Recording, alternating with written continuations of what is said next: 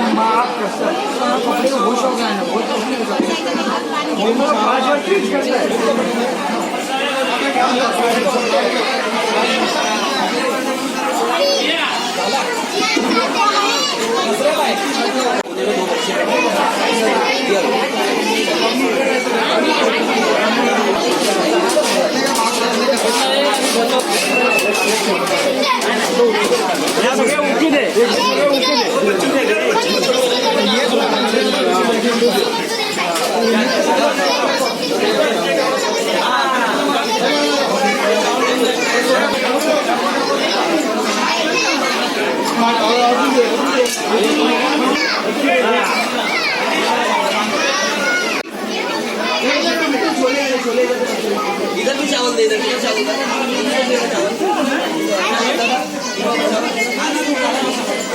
चाहिए।